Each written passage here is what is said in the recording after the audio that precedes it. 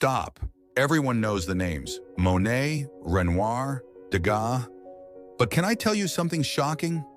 Behind all these geniuses, there was one man working like the secret engine of art, and the world has almost forgotten his name. I'm about to tell you something unbelievable. Monet made Impressionism famous, Renoir made it beautiful, but the one who created it and held it all together was someone completely different. And most people don't even know his name, Camille Pissarro. Get ready, because this man's life changed the fate of art itself. Let's uncover the hidden hero of Impressionism. Fact 1. The genius behind the curtain. Pissarro. I'm about to tell you a truth you won't believe. Impressionism has 3 famous names: Monet, Renoir, Degas. But here's the strange part.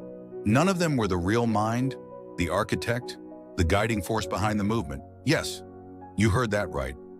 The one who brought all these artists together, guided them, supported them, and even motivated them, was a man quietly working behind the scenes, Camille Pissarro.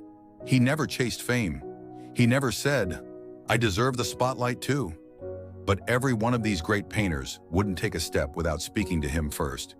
Pissarro was a teacher, a mentor, and the true heart of the group. When Monet struggled with light, Pissarro showed him the technique.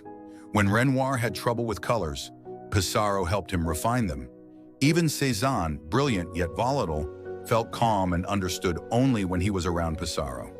Critics used to say, Pissarro is the conscience of Impressionism, because he shaped the movement not only with his paintings, but with his philosophy, his patience, and his way of thinking. His studio was like a secret academy where the greatest artists of the time gathered. So in one sentence, Monet captured the light, Renoir captured the people, Degas captured the movement. But the mastermind behind it all, the invisible leader of Impressionism, was Camille Pissarro. Fact 2. Pissarro was the only artist who participated in every Impressionist exhibition. Now let me tell you another unbelievable fact.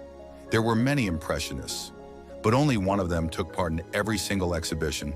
Not Monet, not Renoir, not Degas. None of them did it. But Pissarro? He was there every time, every show, every risk, always at the front. From 1874 to 1886, the Impressionists organized 8 major exhibitions. And each time the doors opened, there was always one person you could count on seeing: Camille Pissarro. This wasn't just participation. This was a stance, a belief. Pissarro defended Impressionism not just as an art style, but as an idea. There were even moments when the group fell apart. Artists argued over what the exhibition should be. Some got offended, some walked away. Monet stepped back, Degas chose his own path, Renoir temporarily returned to classicism. But Pissarro, he never abandoned the movement. He remained the pillar holding Impressionism upright. Fact 3. Pissarro was a father figure to the future geniuses. This fact will show you another side of him. Camille Pissarro wasn't just a painter. He was a school, a guide, a mentor. Nearly every future genius of that era, Cézanne, Gauguin, Toulouse-Lautrec, passed through Pissarro at some point. Cézanne was especially difficult, introverted, anxious, temperamental. But here's what's fascinating. He felt truly comfortable only when working with Pissarro. Cézanne even said, "Pissarro is not just a teacher to me. He is something greater. He is as wise as nature itself." And Paul Gauguin, the artist who later escaped to Tahiti and reinvented his style, his first real artistic support also came from Pissarro. And Lautrec, the man who immortalized Paris nightlife, he too learned essential technique from Pissarro. So why did so many artists gravitate toward him? Because he never acted superior. He never hid his knowledge. He was generous. He believed that art only grows when it is shared. Fact 4. Pissarro's religious identity, a life shaped by a shifting sense of belonging. Most people don't know this about Pissarro, but his religious identity was both a hidden strength and a lifelong source of struggle. Camille Pissarro was born into a Sephardic Jewish family, and in 19th century Europe, that was not an easy identity to carry. At the time, Jews faced social, political, and cultural pressure everywhere. And do you know what that meant? Pissarro had to fight two battles throughout his life. One battle for his art, and another battle simply for who he was. Even among fellow artists, he was sometimes pushed aside. Even within friend circles, he occasionally encountered stereotypes. But here's the most interesting part. Pissarro never used his religious identity to create conflict. He was a humanist. He believed in free thought. For him, religion was a part of cultural memory, not the center of life. That's why Pissarro is often described as an agnostic humanist. Fact 5. The tropical islands shaped Pissarro's sense of color. Have you ever wondered why Pissarro's color choices feel so unique? It's because this artist didn't grow up in Paris. He grew up on a tropical island. His childhood was spent in the middle of the Caribbean Sea, on the island of St. Thomas. It was as if nature itself taught him color directly by hand. When he later arrived in Paris, critics kept asking, "Where are these colors coming from? What is this light?"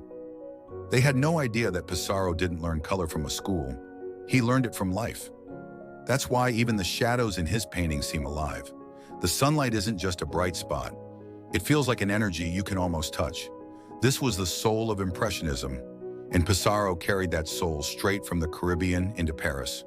So the fact is this: if Pissarro hadn't grown up in the Caribbean, he wouldn't be the Pissarro we know. His sense of color was a gift from nature itself, and that gift transformed the entire color world of Impressionism. Fact 6. Pissarro's color. Transitions weren't simple, they were hidden mathematics.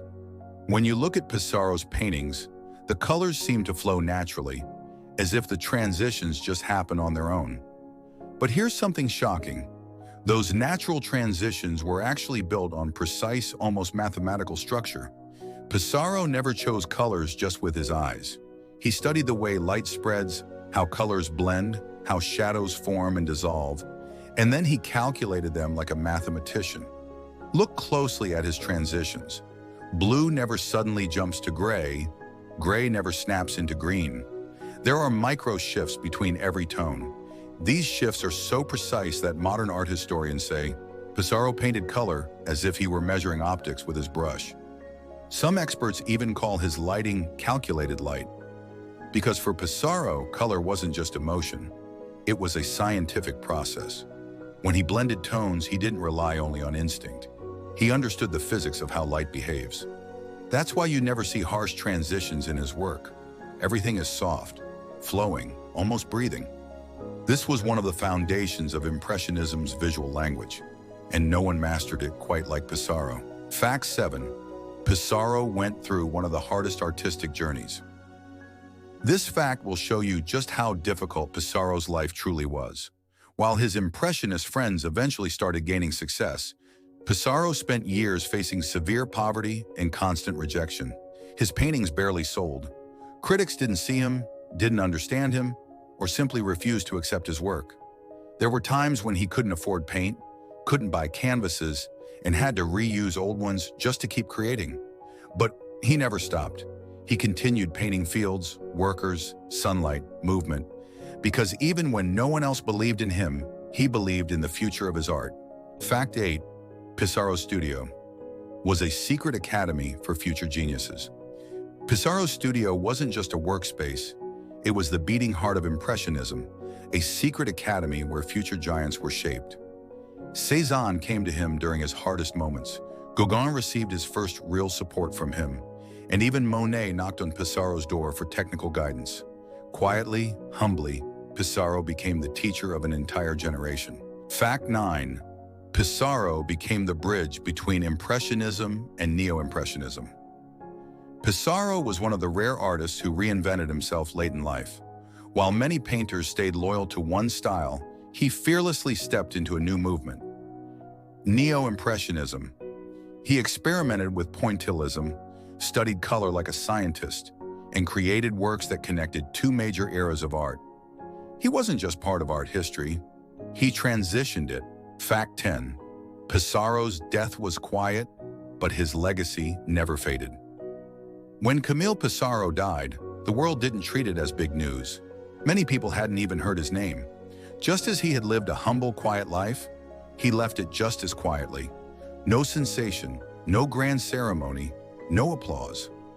But let me tell you something extraordinary.